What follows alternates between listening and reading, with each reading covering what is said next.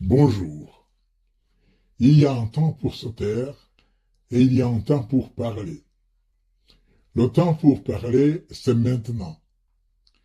Nous ne parlons pas pour faire du bruit. Nous parlons pour révéler ce que le silence a couvert. Nous parlons parce que le peuple burundais souffre d'un silence diplomatique qui dure depuis 30 ans. Un silence qui bloque le carburant au Burundi. Un silence qui paralyse les réservoirs de Kigoma destinés pour le Burundi. Un silence qui empêche les navires Arnolac de naviguer librement. Un silence qui prive le Burundi de ses droits reconnus mais jamais activés. Ce silence n'est pas une fatalité.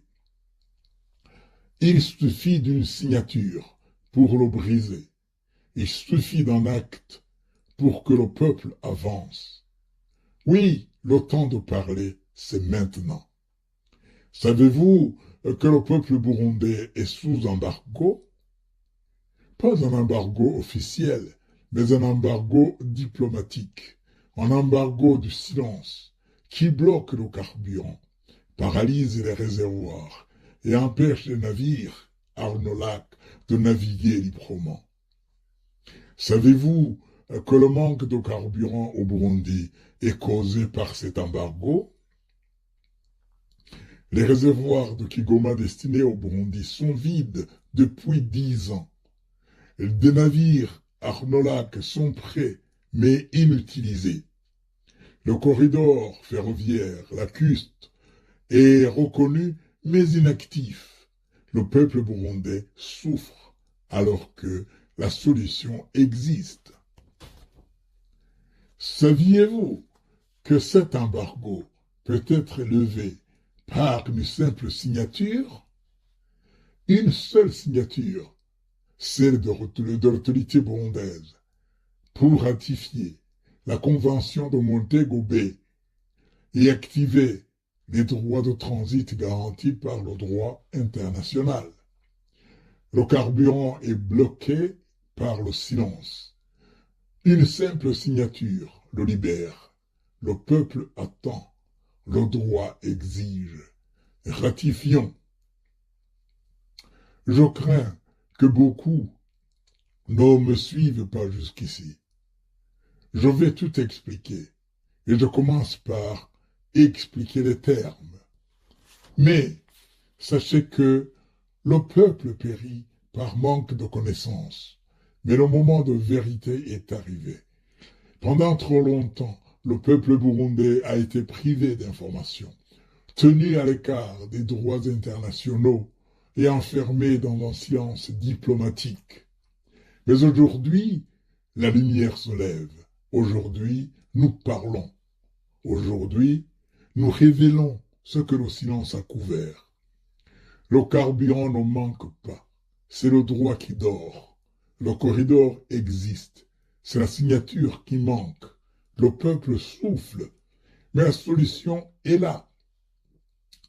Le moment de connaître la vérité est arrivé. Et cette vérité, c'est que le Burundi peut se relever par une simple signature, une simple ratification, par un acte de justice, par une parole courageuse. Donc, vous entendez souvent parler de signer et de ratifier des conventions.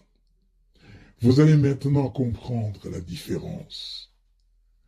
Dans le langage diplomatique et juridique, signer et ratifier une convention internationale sont deux étapes distinctes mais complémentaires. Signer une convention, c'est exprimer l'intention politique d'adhérer aux principes du texte. Cela signifie que l'État reconnaît la valeur de la convention, mais ne s'engage pas encore juridiquement. La signature est souvent faite par un représentant officiel, un ministre, un ambassadeur, chef de l'État, lors d'une conférence internationale. Exemple, le Burundi a signé la convention de Montego Bay en Jamaïque en 1993, affirmant son intérêt pour le droit de la mer. Et ratifier une convention, c'est l'acte juridique qui rend la convention contraignante pour l'État. Elle nécessite souvent une approbation parlementaire, suivie du dépôt d'un instrument de ratification auprès de l'organisation dépositaire. Exemple, l'Organisation des Nations Unies. Une fois ratifié, l'État peut revendiquer ses droits et doit respecter ses obligations. Sans ratification, la signature reste symbolique. Avec ratification, elle devient juridiquement active. Pourquoi c'est crucial pour le Burundi? Le pays a signé Montego Bay il y a 30 ans, mais n'a jamais ratifié. Cela signifie que le Burundi ne peut pas invoquer officiellement ses droits de transit garantis par cette convention. Ratifier, c'est activer le droit, protéger le peuple et réaffirmer notre souveraineté. Le droit de la mer est aussi le droit du Burundi. Le Burundi n'a pas de littoral, mais il a des voies de transit reconnues. Il n'a pas de port maritime, mais il a des droits garantis par le droit international. Il n'a pas de navire océanique, mais il a des citoyens qui ont besoin de carburant, de commerce, de mobilité. La Convention Montego Bay le confirme. Elle reconnaît aux États sans littoral le droit de transit vers et depuis la mer.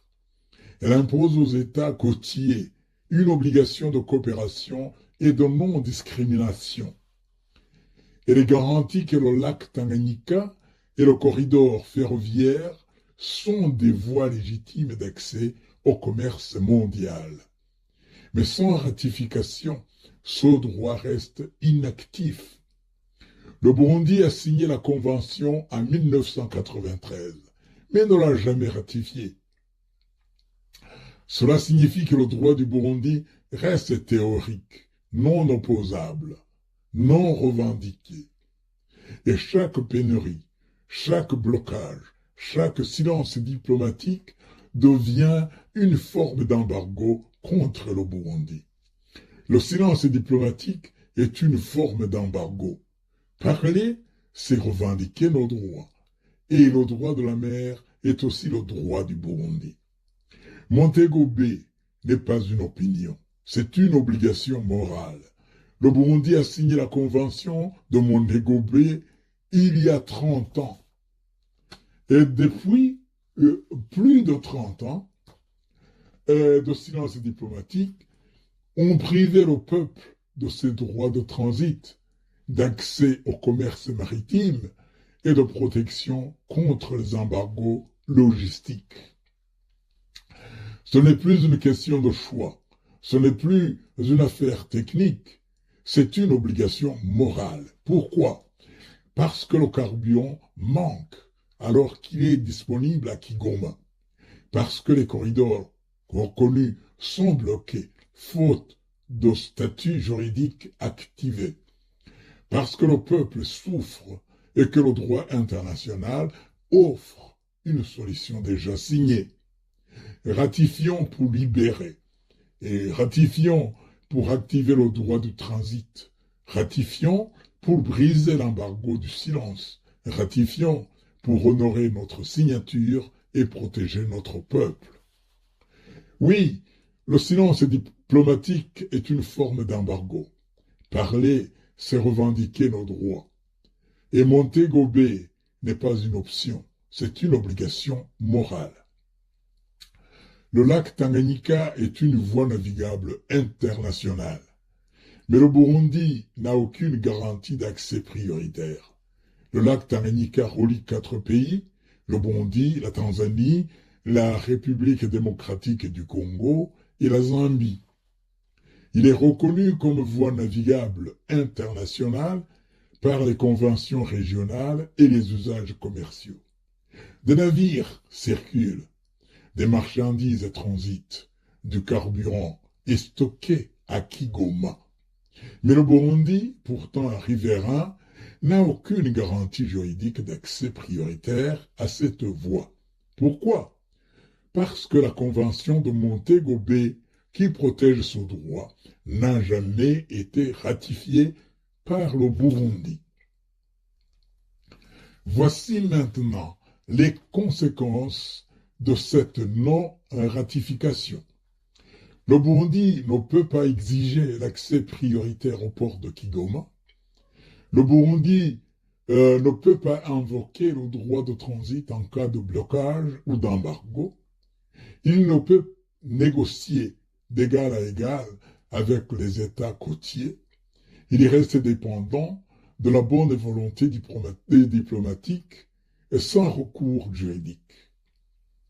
Ce que la ratification débloquerait, le droit de faire circuler des navires entre Kigoma et Bujumbura sans entrave, la reconnaissance du terminal ferroviaire de Bujumbura comme point de départ international. Saviez-vous que le chemin de fer qui part de Dar es Salaam jusqu'à Kigoma devrait normalement se terminer à Bujumbura? Originalement, ce chemin de fer part de Dar es Salaam et termine à Bujumbura.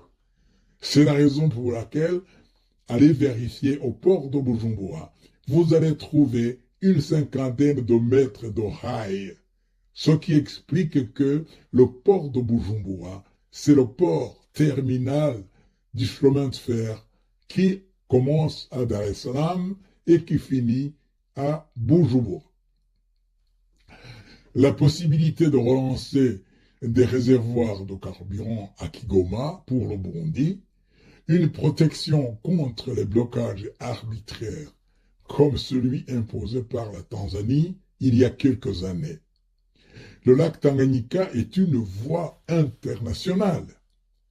Mais sans Montego Bay, le Burundi reste en invité sans garantie. Ratifions pour redevenir acteur. Ratifier, c'est revendiquer. Ratifier, ce n'est pas un geste technique, c'est un geste de souveraineté, un cri de justice, une porte qu'on ouvre pour le peuple. Ratifier, c'est revendiquer nos droits inscrits dans les conventions internationales, c'est activer les textes signés, les transformer en boucliers juridiques. C'est débloquer la protection que le droit de la mer, le droit aérien et le droit du transit nous offrent. Ce que cela signifie pour le Burundi, le droit de transit est garanti vers les ports comme Kigoma, la reconnaissance du terminal ferroviaire de Bujumbura comme point de départ international, la protection contre les embargos logistiques et les blocages arbitraires, l'accès prioritaire au carburant, aux marchandises, à la mobilité. Ratifier, c'est revendiquer. C'est un droit qu'on active. C'est une protection qu'on débloque pour le peuple burundais. La ratification débloquerait le droit de transit prioritaire vers les ports comme Kigoma. Le port de Kigoma, situé sur le lac Tanganyika, est une porte naturelle vers le carburant et les marchandises internationales. Mais aujourd'hui, le Burundi n'a aucun droit prioritaire garanti pour y accéder. Pourquoi? Parce que la convention de Montego Bay, qui protège ce droit, n'a jamais été ratifiée jusqu'à aujourd'hui. Et sans ratification, le Burundi reste dépendant de la bonne volonté diplomatique. Les importateurs burundais ne peuvent pas revendiquer l'accès prioritaire. Les réservoirs de carburant à Kigoma restent vides pour le Burundi. Le Burundi subit les pénuries sans recours international. Ratifier, c'est revendiquer. La ratification débloquerait la reconnaissance du terminal ferroviaire de Bujumbura comme point de départ international. On répète ça, on répète toujours ça. Le terminal ferroviaire de Bujumbura, connecté au réseau tanzanien via Kigoma, est une porte logistique naturelle pour le Burundi. Mais aujourd'hui, ce terminal n'est pas reconnu comme point de départ international. Pourquoi? Parce que le Burundi n'a pas ratifié le Montego Bay, et qui garantit ce droit aux États sans littoral. Les importateurs burundais ne peuvent pas revendiquer l'accès prioritaire. La ratification débloquerait aussi une protection contre les blocages arbitraires. Le Burundi a déjà subi un embargo frontalier imposé par la Tanzanie, qui a paralysé le commerce, bloqué les marchandises et plongé le peuple dans la pénurie. Ce blocage n'était pas simplement politique, il était juridiquement possible parce que le Burundi n'avait jamais activé ses droits de transit. Ce que la ratification de Montego Bay changerait, elle garantirait au Burundi un droit de transit prioritaire et protégé vers les ports de Kigoma. Elle imposerait aux États côtiers une obligation de coopération et de non-discrimination. Elle offrirait au Burundi un recours juridique international en cas de blocage ou d'embargo. Elle transformerait chaque corridor en voie protégée par le droit international et non en faveur diplomatique. Sans ratification, le Burundi reste vulnérable aux décisions unilatérales des États côtiers. Les importateurs burundais n'ont aucun appui juridique en cas de refus d'accès. Le peuple burundais subit les conséquences sans protection ni recours. La ratification, c'est la fin du silence. C'est la fin du blocage arbitraire. C'est la protection que le peuple mérite. Arnolac dispose de navires de 550 mètres cubes, une capacité sous-utilisée. L'entreprise Arnolac, armement naval du lac Tanganyika, opérant depuis Kigoma, possède des navires capables de transporter jusqu'à 550 mètres cubes de carburant ou de marchandises par voie lacustre. Ces navires peuvent relier Kigoma à Bujumbura en quelques heures, à moindre coût et sans congestion routière. Mais cette capacité reste inutilisée pour le Burundi. Les réservoirs de carburant à Kigoma sont vides depuis plus de 10 ans. Le Burundi n'a pas de droit prioritaire garanti sur cette voie. La non-ratification de la convention de Montego Bay empêche d'activer le droit de transit lacustre. Ce que la ratification débloquerait, la reconnaissance du lac Tanganyika comme voie de transit protégée, l'accès prioritaire aux navires Arnolac pour les importateurs burundais, la réactivation des réservoirs de Kigoma pour le Burundi, la protection juridique contre les blocages arbitraires. Les navires existent, le carburant est là, le corridor est reconnu, mais sans ratification, le peuple reste à quai. La ratification débloquerait aussi la réactivation des réservoirs de Kigoma pour le Burundi vide depuis 10 ans. À Kigoma, sur les rives du lac Tanganyika, les réservoirs de carburant attendent.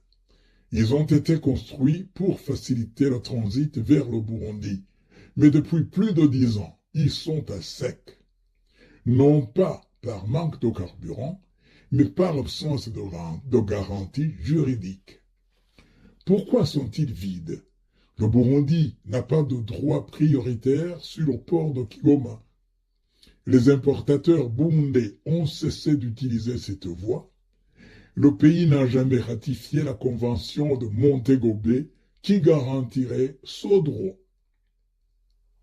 Ce que la ratification débloquerait, c'est la réactivation des réservoirs pour le carburant destinés au Burundi, l'accès prioritaire aux navires Arnolac 550 mètres cubes pour le transport lacustre, la protection juridique contre les blocages arbitraires ou les détournements commerciaux, la reconnaissance du corridor ferroviaire lacustre comme voie internationale légitime. Quelles sont les obligations du Burundi après la ratification de la convention Montego Bay? Le respect du droit de transit pour les autres États sans littoral. Le Burundi devra faciliter le passage de marchandises et personnes venant d'autres États enclavés, comme le Rwanda, l'Ouganda et les ports régionaux. La protection du milieu marin, l'obligation de prévenir, réduire et maîtriser la pollution du lac Tanganyika et des eaux intérieures, l'engagement à lutter contre les effets du changement climatique sur les milieux aquatiques, la coopération régionale, la participation aux mécanismes de coopération avec les États côtiers, exemple la Tanzanie et la RDC, pour la gestion des voies de transit, de la sécurité maritime et des ressources biologiques. Le respect des règles de navigation et de signalisation, l'obligation de ne pas entraver la navigation internationale sur les détroits ou voies reconnues, la mise en place de signalisation adéquate pour les navires circulant sur les corridors reconnus, la soumission au tribunal international du droit de la mer. En cas de litige, le Burundi accepte la juridiction du tribunal international du droit de la mer, compétent pour trancher les différends liés à l'interprétation ou à l'application de la Convention. En résumé, ratifier, c'est activer ses droits, mais aussi honorer ses devoirs envers les autres nations, l'environnement et la paix maritime.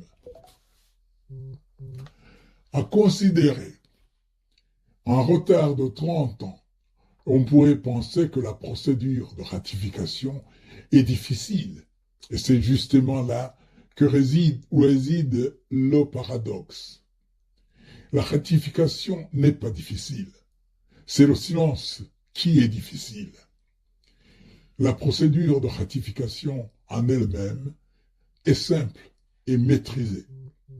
Le gouvernement soumet un projet de loi au Parlement. L'Assemblée nationale et le Sénat l'adoptent. Le président signe l'instrument de ratification.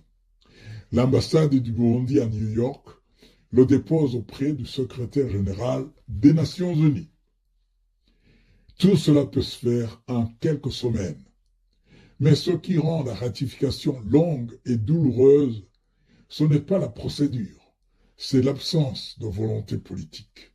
C'est le manque d'information, c'est le silence diplomatique, c'est le fait que personne n'a porté ce dossier jusqu'au bout. Ce n'est pas la loi qui est lente, c'est le courage de la faire vivre qui manque. Et pourtant, les avantages sont immenses. Le carburant peut circuler. Les réservoirs de Kigoma peuvent être réactivés. Le peuple peut sortir de l'embargo logistique. Le Burundi peut revendiquer ses droits avec dignité. Alors non, la procédure n'est pas trop difficile. Ce qui est difficile, c'est de briser 30 ans de silence. Et c'est exactement ce que nous sommes en train de faire. Rien qu'une petite signature, et le peuple avance. Le carburant est bloqué par le silence. Une simple signature, le libère. Les réservoirs de Kigoma sont là, les navires à Noack sont prêts, le corridor ferroviaire est reconnu, le droit de transit est garanti par Montego Bay. Mais sans ratification, tout reste figé. Le peuple attend, le carburant ne circule pas. Le silence diplomatique agit comme un embargo. Voici les étapes pour ratifier la convention Montego Bay. J'ai dit que nous parlons aujourd'hui et nous parlons. Initiative politique ou diplomatique. Le ministère burundais des Affaires étrangères ou le président de la République initie le processus de ratification. Une note verbale peut être préparée par l'ambassade du Burundi à New York, où siège l'ONU. La soumission au Parlement. Le gouvernement soumet un projet de loi de ratification à l'Assemblée nationale et au Sénat. Le Parlement vote la ratification comme il l'a fait pour d'autres conventions, exemple la convention de New York sur l'arbitrage. Numéro 3, le dépôt de l'instrument de ratification. Une fois voté, le Burundi transmet l'instrument de ratification au secrétaire général des Nations Unies via sa mission permanente à New York. Ce dépôt officialise la ratification et rend la convention juridiquement contraignante pour le Burundi. 4. La publication est mise en œuvre. Le texte est publié au journal officiel du Burundi. Le pays peut alors revendiquer ses droits de transit, notamment sur le lac Tanganyika et les corridors reconnus. Pourquoi c'est urgent? Sans ratification, le Burundi ne peut pas invoquer la Convention pour protéger ses corridors. Les réservoirs de Kigoma restent vides, les navires Arnolac sous-utilisés et le peuple privé de transit sécurisé. Et rien qu'une petite signature et le peuple avance. Ratifier, c'est réactiver, c'est débloquer ce qui dort depuis 10 ans. Voici même une proposition de note verbale que l'ambassade du Burundi à New York pourrait adresser au secrétaire général des Nations Unies pour enclencher le dépôt de l'instrument de ratification de la Convention de Montego Bay. Note verbale. Mission permanente de la République du Burundi auprès des Nations Unies, New York. Numéro de référence, date, etc. La mission permanente de la République du Burundi auprès des Nations Unies présente ses compliments au secrétaire général de l'Organisation des Nations Unies et a l'honneur de transmettre, conformément aux dispositions de l'article 316 de la Convention des Nations Unies sur le droit de la mer, dite Convention de Montego Bay, l'instrument de ratification dûment signé par son Excellence Monsieur le Président de la République du Burundi. La République du Burundi avait signé la date convention le 10 décembre 1993, affirmant son engagement envers les principes du droit international maritime, notamment en ce qui concerne les droits de transit des États sans littoral. Par la présente, le Burundi confirme sa volonté de devenir partie contractante à la Convention et de bénéficier des droits et obligations qui en découlent, notamment en matière de transit prioritaire, de coopération régionale et de protection contre les entraves logistiques. La mission permanente prie le secrétaire général de bien vouloir enregistrer cette ratification conformément aux procédures en vigueur et de notifier les parties contractantes. La mission permanente de la République du Burundi auprès des Nations Unies, saisit cette occasion pour renouveler au secrétaire général l'assurance de sa haute considération. L'ambassadeur représentant permanent la mission du Burundi à New York. Et voici à présent un projet de loi de ratification que le gouvernement du Burundi pourrait soumettre à l'Assemblée nationale et au Sénat pour activer la convention de Montego Bay. Projet de loi. Projet de loi portant à ratification de la Convention des Nations Unies sur le droit de la mer, Montego Bay, 1982. Exposé des motifs.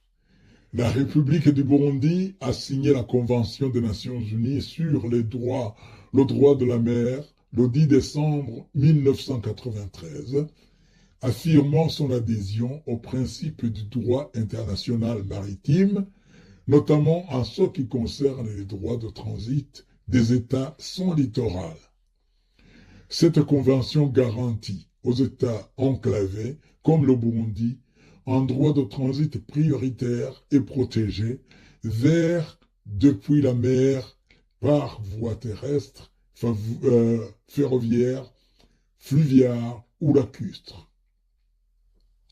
Elle impose aux États côtiers une obligation de coopération et interdit toute discrimination ou entrave arbitraire.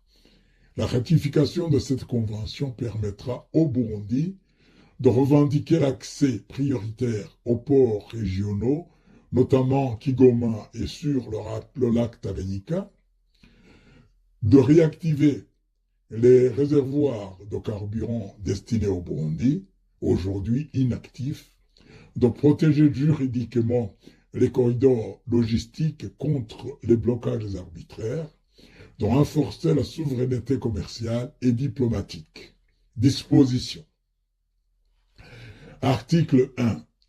La République du Burundi ratifie la Convention des Nations Unies sur le droit de la mer adoptée à Montego Bay en Jamaïque le 10 décembre 1982. Article 2. Le président de la République est autorisé à déposer l'instrument de ratification auprès du secrétaire général des Nations Unies. Article 3. La présente loi entre en vigueur dès sa publication au journal officiel de la République du Burundi. Fait à Bujumbura, date pour le gouvernement, ainsi de suite. Voici un exposé de présentation solennelle que le gouvernement pourrait prononcer devant les députés et sénateurs du Burundi pour introduire le projet de loi de ratification de la Convention de Montego Bay. Exposé de présentation du projet de loi de ratification de la Convention de Montego Bay par le ministre des Affaires étrangères et de la coopération au développement. Honorables députés, honorables sénateurs, je me tiens devant vous aujourd'hui pour soumettre un projet de loi porteur d'avenir, de justice et de souveraineté. La ratification de la Convention des Nations Unies sur le droit de la mer adoptée à Montego Bay en 1982 et signée par le Burundi en 1983. Pourquoi cette ratification est-elle urgente? Parce que le Burundi est un État sans littoral, mais non sans droit. Parce que le lac Tanganyika est une voie navigable internationale, mais le Burundi n'a aucune garantie d'accès prioritaire. Parce que les réservoirs de carburant à Kigoma, construits pour le Burundi, sont vides depuis plus de 10 ans. Parce que les navires Arnolac de 550 mètres cubes sont disponibles, mais sous-utilisés. Et parce que le peuple burundais subit les conséquences du silence diplomatique, pénurie, blocage, dépendance. Ce que la Convention garantit est le droit de transit prioritaire pour les États enclavés, la coopération obligatoire des États côtiers, la protection juridique contre les blocages arbitraires, la reconnaissance du terminal ferroviaire de Bujumbura comme point de départ international. Ce que la Convention, ce que la ratification débloque, l'activation de nos droits dormants depuis 30 ans, la réactivation des réservoirs de Kigoma pour le Burundi, la revendication légale de nos corridors logistiques, la fin du silence diplomatique qui agit comme un embargo. Honorables parlementaires, ratifier cette convention, ce n'est pas simplement signer un texte, c'est revendiquer nos droits, protéger notre peuple et honorer notre signature de 1993. C'est dire au monde que le Burundi n'est pas un spectateur, mais un acteur du droit international. Rien qu'une petite signature, et le peuple avance. Ratifier, c'est réactiver. C'est débloquer ce qui dort depuis 10 ans. Je vous invite, avec responsabilité et patriotisme, à adopter ce projet de loi pour que le Burundi reprenne sa place sur les voies du commerce, de la justice et de la dignité. Je vous remercie. Et enfin, voici un modèle d'instrument de ratification que le Burundi pourrait transmettre au secrétaire général des Nations Unies pour officialiser son adhésion à la Convention de Montego Bay. Instrument de ratification. Convention des Nations Unies sur le droit de la mer, Montego Bay, 1982.